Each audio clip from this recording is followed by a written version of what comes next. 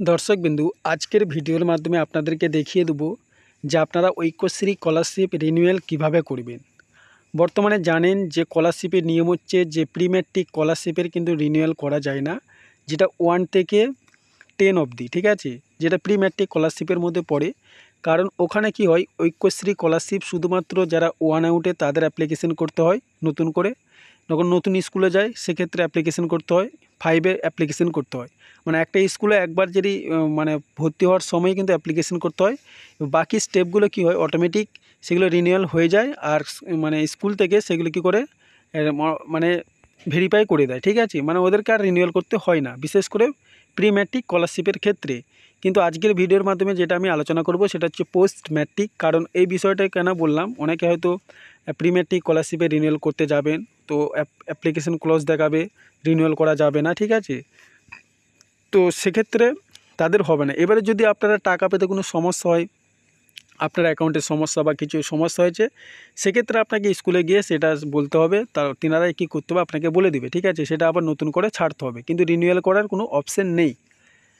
তো ব্যাপারটা যেটা বলার, যে পোস্ট ম্যাট্রিক স্কলারশিপ কিন্তু রিনিউয়াল করতে হয়, যেটা মানে 11-এর পর থেকে হয়, 11, 12, তারপরে কলেজ লেভেলে, ঠিক আছে। এগুলো হচ্ছে পোস্ট ম্যাট্রিক স্কলারশিপের মধ্যে পড়ে।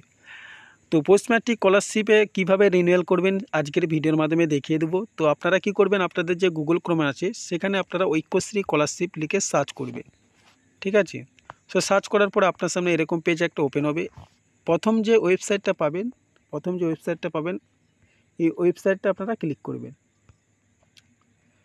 তো আমি দেখিয়ে দিচ্ছি আপনাদেরকে। এই ওয়েবসাইটটা ক্লিক করবেন, তারপর আপনার সামনে এরকম পেজ ওপেন হবে। তো এর নিচের দিকে চলে আসবেন, দিয়ে এখানে দেখুন স্টুডেন্ট এরিয়া বলে একটা অপশান আছে, ঠিক আছে। স্টুডেন্ট এরিয়া, এই স্টুডেন্ট এরিয়া অপশানটা ক্লিক করবেন। তারপর আপনি কি করবেন, নিচের দিকে আসবেন। আসার পরে এখানে দেখুন রিনিউ ইয়োর অ্যাপ্লিকেশন 2023-24 একটা ঘর আছে, ঠিক আছে। রিনিউ ইয়োর অ্যাপ্লিকেশন 2023-24, এই অপশানটা আপনারা ক্লিক করবেন। তো এই অপশানটা যখনই ক্লিক করবেন আপনার সামনে এরকম পেজ ওপেন হবে। তো এরপরে কি করতে হবে, আপনার যে জেলাটা বা যে ইনস্টিটিউটটা যে জেলার মধ্যে পড়ছে সে জেলাটা সিলেক্ট করবেন, বা আপনার স্কুলটা বা আপনার কলেজটা যে জেলার মধ্যে পড়ছে সে জেলাটা এখান থেকে সিলেক্ট করবেন, ঠিক আছে। তো আমার ধরুন বাঁকুড়া পড়ছে, আমি তাই বাঁকুড়া সিলেক্ট করলাম, এরপরে ওকে করে দিলাম। তো এরপরে আপনাদের সামনে এরকম পেজ ওপেন হবে। এরপরে কি করবে, আপনি এখানে দেখুন আপনার অ্যাপ্লিকেশন আইডি চাইছে, এখানে অ্যাপ্লিকেশন আইডি নাম্বারটা দিয়ে দিবেন। আপনার আগের বছরে যে ছাড়া ছিল, ঠিক আছে, যেটা ছেড়েছিলেন সেই ঐক্যশ্রী স্কলারশিপের যে অ্যাপ্লিকেশন ফর্মটা, ওখানে আইডি এসএসপি দেওয়ার যে আইডিটা আছে সেটা এখানে দিয়ে দিবেন। আপনার ডেট অফ বার্থ এখানে দিয়ে দেবেন, এখানে ইয়ার সিলেক্ট করবেন, এখানে মাস, এখানে দিন, ঠিক আছে। এরপর আপনি যে জেলাটা সিলেক্ট করেছেন এটা অটোমেটিক থাকবে। এখানে যে ক্যাপচার কোডটা শো হচ্ছে সেই ক্যাপচার কোডে এই জায়গায় বসিয়ে আপনি লগ ইন করবেন। তো লগ ইন করার পরে আপনার সামনে কোন পেজ হবে আপনি দেখিয়ে দিচ্ছি। তো যখনই লগ ইন করবেন আপনার সামনে এরকম পেজ ওপেন হবে। এখানে কী হবে, আপনার একটা ওটিপি আসবে। আপনার আগে আপনি যে অ্যাপ্লিকেশনটা করেছিলেন ওই অ্যাপ্লিকেশনে যে মোবাইল নাম্বারটা দেওয়া আছে সেই মোবাইলে ওটিপি আসবে। আপনি কী করবেন, এই ওটিপিটা এখানে বসিয়ে দিবেন, দিয়ে সাবমিটে ক্লিক করবেন। সাবমিটে যখনই ক্লিক করবেন আপনার সামনে এরকম পেজ ওপেন হবে, ঠিক আছে। তো এখানে কি করবেন, আপনি এই জায়গাটায় দুটো অপশন পাবেন, একটা রিনিউয়াল, একটা উইথড্র, ঠিক আছে। আপনারা ভুলেও কিন্তু উইথড্রোতে ক্লিক করবেন না। উইথড্র কারা করে, যাদের হয়তো টাকা পয়সা সমস্যা হয়েছে বা টাকা পাননি, কোনো রকম সমস্যা আছে, তারা উইথড্র করে আবার নতুন করে অ্যাপ্লিকেশন করা যায়। তবে নতুন করে অ্যাপ্লিকেশন যদি আপনি করেন, ঠিক আছে, তো সেক্ষেত্রে আপনি আগে ইনস্টিটিউটের সঙ্গে যোগাযোগ করবেন যে আপনার টাকাটা কেন আসেনি, বা ওটাই ডিফেক্টটাই ঠিক করা যায় নাকি আগে ঠিক করবেন। উইথড্র কিন্তু করে নিলে কি হয়, অনেক রকম সমস্যা হয়, যেগুলো বিশেষ করে মেরিট কাম ইন স্কলারশিপ হয় সেগুলো কিন্তু রিনিউয়াল করলে ওই সেম টাকা পায়, ঠিক আছে। কিন্তু উইথড্র করে আবার যদি আপনি অ্যাপ্লিকেশন করতে চান আপনি কিন্তু ওই টাকাটা আর পাবেন না, আপনার কম টাকা দেওয়া হবে। তার জন্য মানে যাদের আমি বলবো যাদের সমস্যা হবে আর কি, আর যারা টাকা পেয়ে আসছেন বা আপনার কোনো রকম সমস্যা নেই, বা আপনি হয়তো টাকা সব কিছু আপনার ঠিক আছে, শুধু আপনার টাকা এখনও আসেনি, তাদেরকেও বলবো আপনারা উইথড্র করবেন না, আপনারা রিনিউয়াল করে নেবেন, কিন্তু ওই টাকাটা আপনি একসাথেই পেয়ে যাবেন। কারণ এইভাবে আগের বছর আমার ক্ষেত্রে বলি, আমার ভাইয়ের ক্ষেত্রে, তো তিনি কী হচ্ছে তার টাকাটা আসেনি, সময় লেগেছিল, কিন্তু রিনিউয়ালের টাইম চলে আসছিলো, তার রিনিউয়াল করে দিয়েছিলাম। 1 মাসের মধ্যেই ওই আগের টাকাটাও পেয়েছিল, আবার রিনিউয়াল করার পরেও তার 1 মাস পরেই আবার টাকাটা পেয়েছিল, ঠিক আছে। তো যদি কোনো রকম এমনই হয়তো স্ট্যাটাস চেক করে দেখছেন যে আপনার যে সমস্যাটা আছে ওটা আর পাবেন না টাকাটা, ঠিক আছে, ব্যাংকের প্রবলেম বা অন্য কিছু, সেগুলো কিন্তু ডিফেক্ট অপশানে কিন্তু ডিফেক্টেডেও কিন্তু আবার নতুন করে মানে রিনিউয়াল করা যায় বা আবার অ্যাপ্লিকেশন করা যায়, তো আপনাদের অবশ্যই সেটা ইনস্টিটিউটের সঙ্গে যোগাযোগ করে করবে। তো যাই হোক, এখানে রিনিউয়াল অপশানে আপনারা ক্লিক করবেন, ঠিক আছে। এখানে যে রিনিউয়াল অপশানটা আছে, এই রিনিউয়াল অপশানটা আপনারা ক্লিক করবেন। ক্লিক করার পরে আপনার সামনে এরকম পেজ ওপেন হবে, ঠিক আছে। তো এরকম পেজ যখন ওপেন হবে, কিংবা আপনি এখানে দেখুন review basic information, review academic information, review bank account, এইগুলো কিন্তু আপনি সবগুলো আপনার অলরেডি ডাটাগুলো সবই থাকবে, ঠিক আছে। এখানে সবই ডাটা আছে, আগে যেহেতু আপনি ফিল আপ করেছেন। কিছু জিনিস এখানে আপনাকে ফিল আপ করতে হবে। তো এখানে দেখবেন সবই মানে কম বেশি ফিল আপ করা থাকবে এই জায়গাগুলো, ঠিক আছে।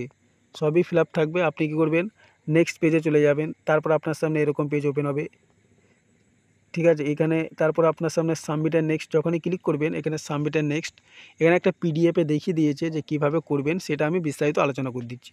তো সাবমিট অ্যান্ড নেক্সটে যখনই ক্লিক করবে, আপনার সামনে এরকম পেজ ওপেন হবে।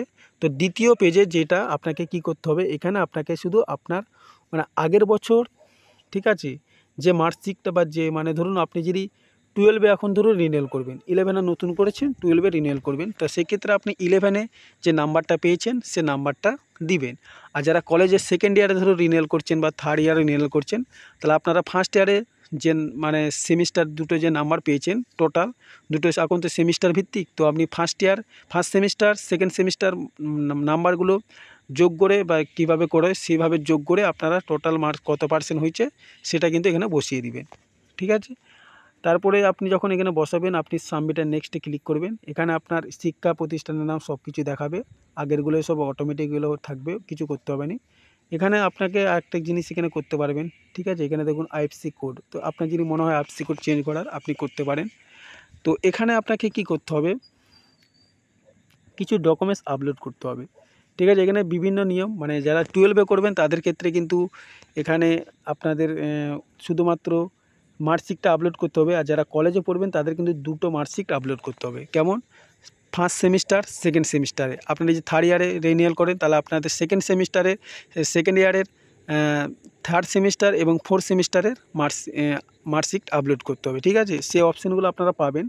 তো এখানে যে অপশানগুলো আসছে সেটা হচ্ছে আপনাদের শুধুমাত্র এটাই মানে 12-এর ক্ষেত্রে হয়তো এটা দেখিয়েছে, ঠিক আছে। তো এখানে কি কি দিতে হবে দেখুন, আপনারা যখন করবেন তখন বুঝতে পারবেন। ব্যাংকের পাসবই প্রথম আপলোড করবেন, ঠিক আছে। তারপর হচ্ছে ব্যাংকের পাসবইয়ের প্রথম পৃষ্ঠা আপলোড করবেন, অরিজিনাল পাসবই।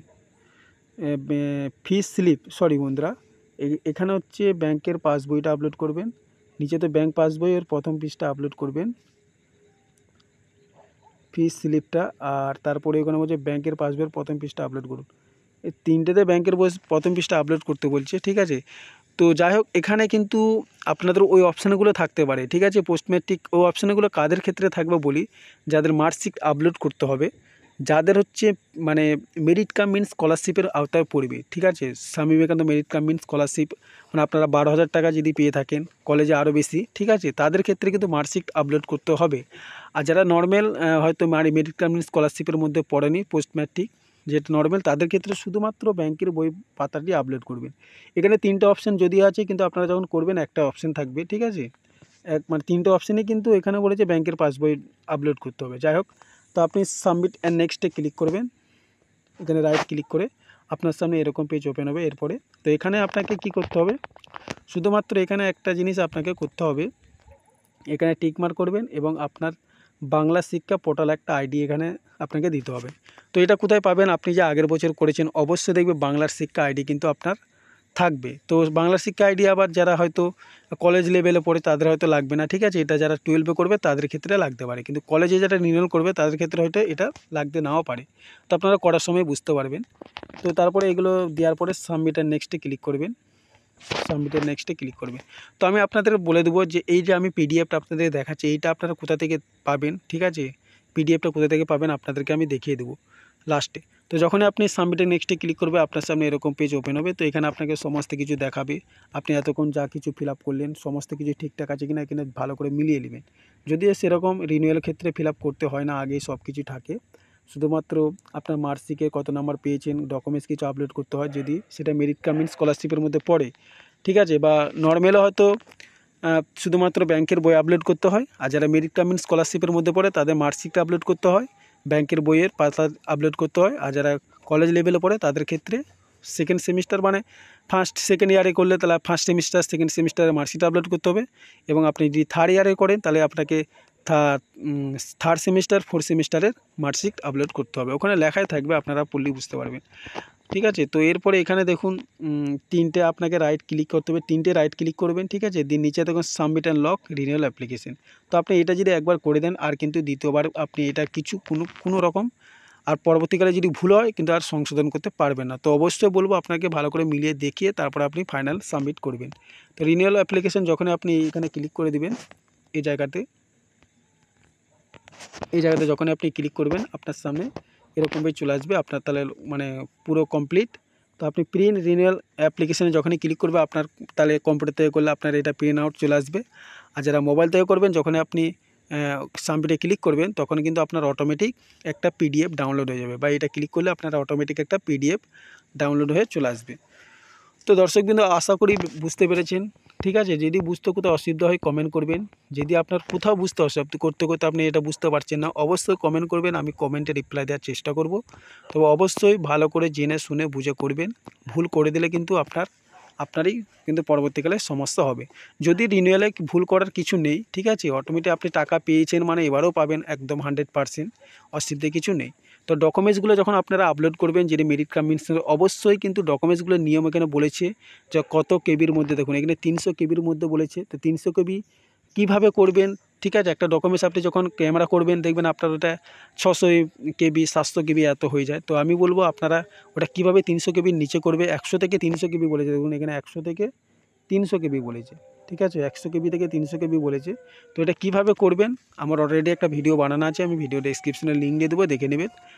তো আর এটা যদি কোথাও বুঝতে অসুবিধা অবশ্যই কমেন্ট করবেন। তো বন্ধুরা অবশ্যই ভিডিওটা একটা লাইক করবেন, আর যারা নতুন দর্শক চ্যানেলটি সাবস্ক্রাইব করে পাশে থাকবেন। তো আমি এই যে আপনাদের এদের দেখাচ্ছি, এই পিডিএফটা কোথায় আপনারা পাবেন আপনারা নিজেরাই দেখতে পারবেন। ঠিক আছে, তো আমি সেটা আপনাদেরকে দেখিয়ে দিচ্ছি। তো আপনারা কি করবেন, গুগলে ঐক্যশ্রী স্কলারশিপ সার্চ করবেন, স্কলারশিপ যে ওয়েবসাইট আছে এটা ক্লিক করবেন। দেখুন এখানে আপনারা অপশান পাবেন, আপনাকে দেখাচ্ছি স্টুডেন্ট এরিয়াতে আগে ক্লিক করবেন। এই জায়গাতে এখানে স্টুডেন্ট যে এরিয়া অপশানটা আছে, এই যে স্টুডেন্ট এরিয়া এই অপশানটা ক্লিক করবেন।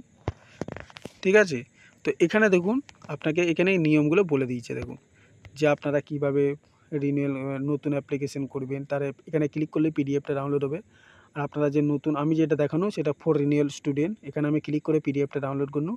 আর যাদের ডিফেক্টেড থাকে, যাদের কোনো সমস্যা থাকে তারা কিন্তু এখান থেকে আপনারা ডিফেক্টেড থেকে আপনারা কিন্তু মানে যদি কোনো টাকা পেতে আপনার সমস্যা হয় এই জায়গা থেকে আপনাকে কিন্তু স্কলারশিপটা কীভাবে আপনি আবার অ্যাপ্লিকেশন করবেন সেটা এখান থেকে করতে পারবেন। ঠিক আছে, তো আমি এখানে আপনাদেরকে দেখাচ্ছি এখানে ফর রিনিউয়াল, আমি যে আপনাদেরকে এতক্ষণ ভিডিওটা বানিয়ে দেখালাম যেটা আলোচনা করলাম সেটা এখান থেকে। তো আমি এখানে ক্লিক করব। তো ক্লিক করলে আমার অলরেডি ধরুন পিডিএফটা ডাউনলোড করা আছে, তার জন্য আমাকে ডাউনলোড এগেন করছে, আমি তাই ডাউনলোড এগেনই করলাম। তো দেখুন এখানে ডাউনলোড হয়ে গেল, আমি পিডিএফটা ওপেন করলাম। দেখুন আপনাদেরকে এই বিষয়টা আলোচনা করছিলাম। তো আশা করি আপনারা কি করবেন, আমার এটা আপনারা নিজেরাই পিডিএফটা ভালো করে একটু দেখে নেবেন কীভাবে করেছেন, এখানে নিয়মকানুনগুলো সব বলে দিয়েছে। তো বন্ধুরা এই ছিল আজকের আপডেটটি ভালো লাগলে অবশ্যই লাইক করবেন, চ্যানেলে প্রথমে তাহলে চ্যানেলটি সাবস্ক্রাইব করে পাশে থাকবেন।